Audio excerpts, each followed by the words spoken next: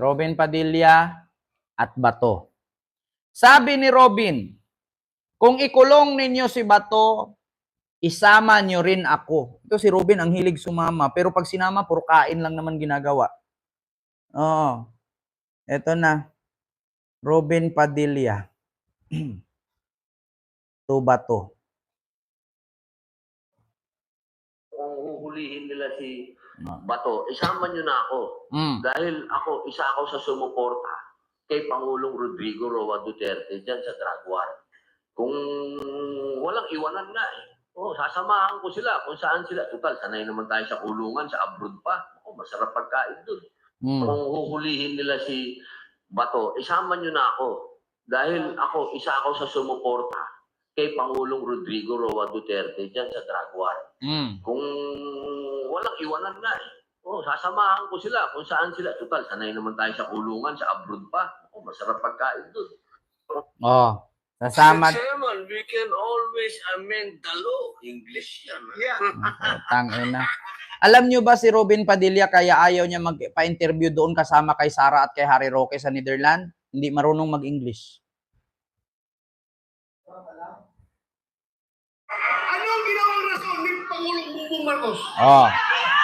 Interpol! Bullshit! Bullshit. Alam mo, Interpol, bullshit. May panahon nung hinuli si Digong, nawala ka. Ngayon, present ka dyan sa rally-rally. Nung si Digong ka, 12 hours siya doon sa Villamor Airbase, hindi ka nagpakita. Bullshit! Ito!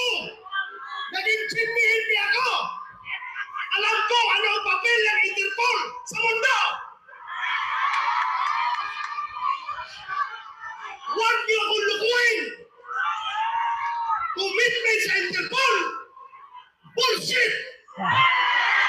Alam mo ba to, narinig ko na kay Laila de Lima yan noon. I am here! I am ready! Arrest me right now! I am here! I am ready! Take it to me! Come here! Hulihin ninyo ako! Andito ako ngayon! Sige! Andito ako! Nandiyan kayo! Kasi kahit saan mang lupalop ng mundo, dala-dala ko! Nandito ako! Andyan kayo! Kasi nandito ako! Bullshit! Nangyari na yan! Yung mga ganyang drama, hindi na bago sa amin. I am here! Hulihin niyo ako! Arrest me right now! I'm ready! Kaya nyo! Kaya ko rin! Babangon tayo. Lalaban ako. Lalaban tayo. Hindi po pwedeng mangyari sa ating bayan, mga minamahal kong kababayan. Hindi ako papayag, putang inang yan. Bato, yan si Bato. Isa sa Davao Death Squad yan. I am here.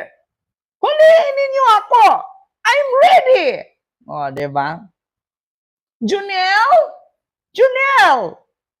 Ano na Junel?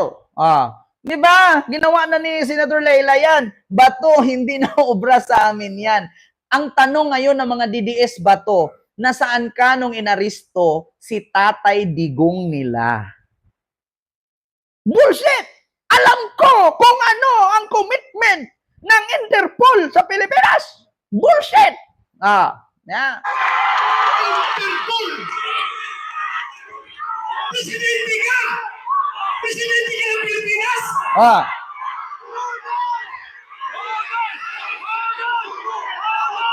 Presidente ka ng Pilipinas!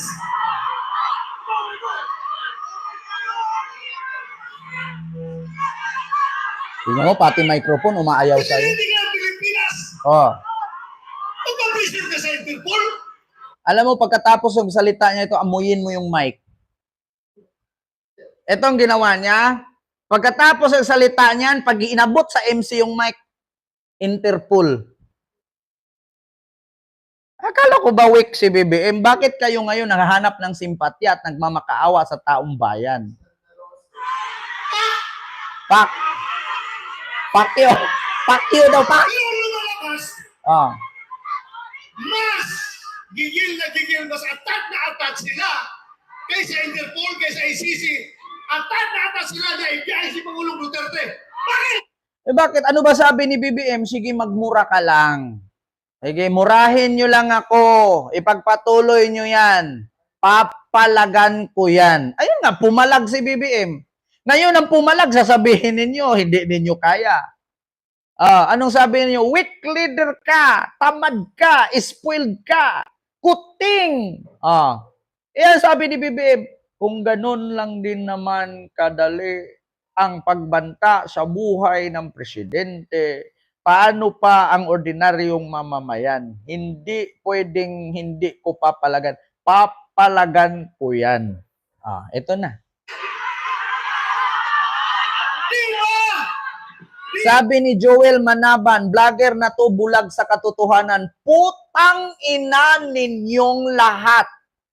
Mga DDS, mga bobo, mga tanga, mga inutil. Ako sabihan ninyong bulag. Hindi ko ba nakita yung pangyayaring araw-araw ng mga Duterte, binira si Marcos, pinagbantaan, binura. Tapos sabihin, bulag ako sa katotohanan. Huwag niyong pagpilitan kung makadidiis kayo, makadidiis kayo. Magkaiba tayo ng utak. Mind your own mind and I will mind my mind. Diba? English yon. Bulag sa katotohanan. Kayo yung bulag. Araw-araw ni Digong siraan si BBM tapos ngayon na-aresto. Sasabihin nyo, traidor si BBM. Anong gusto nyo mangyari? Ito, examplean ko kayo. Ngayon nakaupo ako. Habang nakaupo ako, lagi akong tinutusok ni Ka-Vibes 143 sa gilid. Okay, gumaganon lang ako. Tusok na naman, gumaganon lang ako. Tusok ulit kahit nagdugo na. Tusok, gumaganon lang ako. Ngayon, may dumating truck, masagasaan si Ka-Vibes 143. Sa tingin mo, tutulungan ko siya? Bala sa masagasaan yan. Kung hindi sagasaan yan, hindi ako titigilan sa katusok niyan. Hindi nyo pa ba gets yan, mga DDS? Ma'am Carolee Kawakami, maraming salamat sa iyong 3,000 Japan yen super sticker. Thank you so much. Di ba? Maya-maya tinutusok ka. Habang nakaupo ka lang ganyan, nagtatanim ka ng palay. Maya-maya may tumusundot sa likod, dumudugo na yung likod mo sa kakasundot. Tanim ka pa rin sa palay. Ngayon, may bumagsak na bulalakaw. Sa tingin mo, sagipin kita. Bahala ka, mabagsakan ka dyan. At least wala nang susundot sa akin. Araw-araw, buwan-buwan, kada may rally, si Digong sinasabihan, bangag si BBM, addict si BBM, weak leader si BBM, nagkokokin si BBM. Tapos may nang-aresto sa kanya, sa tingin mo, sasaluin siya ni BBM, putang ina ninyong lahat, mga DDS. Katungkulan na ating gobyerno ayon sa ating konstitusyon. To protect, to serve and protect the Filipino people. Oy, Ka-Vibes 143, maraming salamat sa iyong Canadian super sticker. Thank you so much po, $10. Diba? Nakapagpalipad tuloy si Ka-Vibes. Thank you so much. Diba? Ito sa totoo lang mga kababayan, real talk lang. Huwag kayong magalit sa akin, mga DDS. Tanggapin ninyo. Ako nagtatanim ng palay. Halimbawa sa baba, si BBM. Nagtatanim ng palay. Ang haba na ng tinanim ni BBM. Maghapong nakayuko.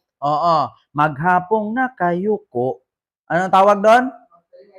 Magtanim ay di biro. Maghapong nakayuko. Si Sara pinupulot. Lahat ng tinutusok ni BBM. Sa tingin nyo, ang daming natanim ni BBM, si Sara sumusunod, pinagpupulot. Pinagtukukuha niya yung tinanim. Paglingon ni BBM, ubos lahat ng tinanim niya kasi pinagpupulot din ni Sara. Sa tingin niyo, matutuwa si BBM nun? Sinong tanga? Matutuwa. Kumakain ka, bubuhusan ng tubig yung ulam ay yung kanin mo.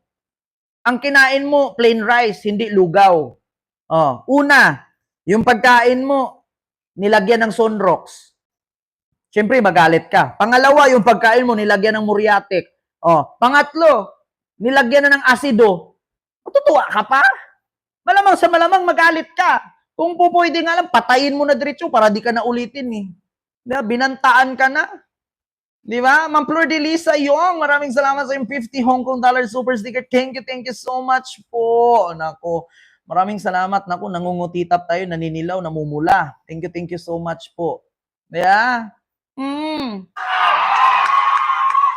Sinong sumiservisyohan niya? Yung mga dayuhan, hindi ang Filipino people. Sino daw sinuservisyuhan ni BBM, yung mga dilawan? Meron nga tayong kasabihan, Senador Bato eh. Much better yung magkaroon ka ng kaibigan na kaaway mo noon kaysa magkaroon ka ng kaaway na kaibigan mo ngayon. Bakit? Di bali ng kaibiganin ni BBM yung mga dilawan kasi alam ni BBM na, kaaway ko to. Baka sakali, magkakaibigan na tayo, wala nang gulo. Kaysa naman sa kaibigan sila ni Sara, lahat ng baho niya ilalabas ni Sara. Anong expect mo? Diba? Sinong gusto mong suportahan? Kayo na ng bababoy kay BBM o yung mga dilawan na tumutulong kay BBM? Malamang sa malamang, yung dilawan ang tutulungan ni BBM, hindi kayo. Ano nga asahan ni BBM sa inyo? May pagkakamali si BBM, pinupuna ni Digong. May pagkakamali si BBM, sinisiraan ni Sara. Tapos, mag-expect kayo na suportahan ni Sara, si Digong, ni BBM, si Digong. Hindi Maraming salamat po, Ma'am Jubilin Ranay, sa yung 10 Hong Kong dollar super sticker. Thank you so much po. Diba? Ang hirap sa totoo lang, Bato. Yung galit mo, pang personal mo na yan eh. Diba? Hindi ka galit para sa tao, galit ka para sa sarili mo. Kaya ka nga ganyan ka galit kasi takot kang hulihin. Mawala ka kasi sa serbisyo. Takot kang hulihin. Hindi ka naman yan ganyan dati. Dapat ganyan, dati mo pa yan sinabi. Ngayon ka nagkakaganyan kasi alam mo na may warrant kang paparating. Hindi ka magaganyan kung wala kang problema. Hindi ka nagsisigaw dyan para sa taong bayan. Nagsisigaw ka kasi natatakot kang arestuhin. Yun lang naman eh. Nakita mo nga, yung amo mo inaresto. Ikaw pa kaya? Ang amo mo kalabaw, pumatong ka lang na langaw, gusto mo maging kalabaw na rin. Kung ang kalabaw nga nahuli, langaw pa kaya. Diba? MV27, maraming salamat sa yung 320 yen super sticker.